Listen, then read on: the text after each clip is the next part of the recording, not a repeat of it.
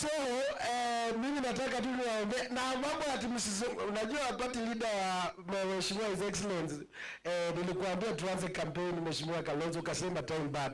Wakati imeshaanza. Nchi imeshaharibika. Sasa na unajua mjaona wabunge wengi, wacha niambie. You know last time nilisikia vibaya sana wakati niliongea Mheshimiwa anaitwa Caleb Amisi. Nikaongea na Caleb Amisi nikamwambia umeongea vibaya sana. Sasa recently alipigia simu akasema anataka ameona sasa mambo imeshaanza kushika momentum. Ule mwenye alikuongelesha akasema ati hamwezi kutoa ati Ruto ati Raila peke yake ndio anaweza. Hapana. Watu wameanza sasa, nyinyi mnataka campaign ianze saa hii.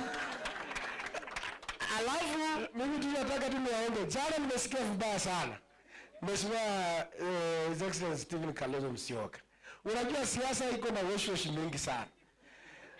Mimi ningekuwa pale waziri nikaamuka nikanyang'anya mtu microphone. Uwezi kuja kwa mkutano wako alafu unaongea mambo ya chama cha ODM katika mkutano wako. Penye umekaa. Hiyo kitu imeniumiza roho. Penye nilikuwa hata sijalala. Wanaambia sijalala. Unajua uzuri wangu mimi naongeaga ukweli.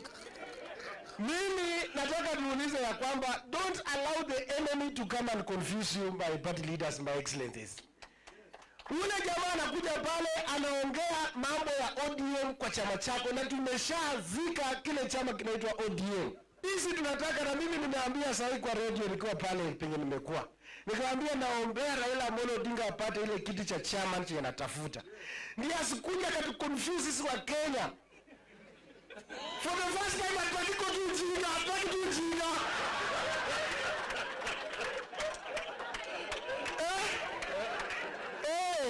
Sasa kujinga na kuonisa kujinga. Mbona kwa kimosi kama nakunywa mali kidogo. Sasa ni mambo ya kukomboa nchi yetu ya Kenya. Siwezi ongea kupita hapa. Asanteni sana, God bless you. Makofi kwa Mheshimiwa Spika Salasia.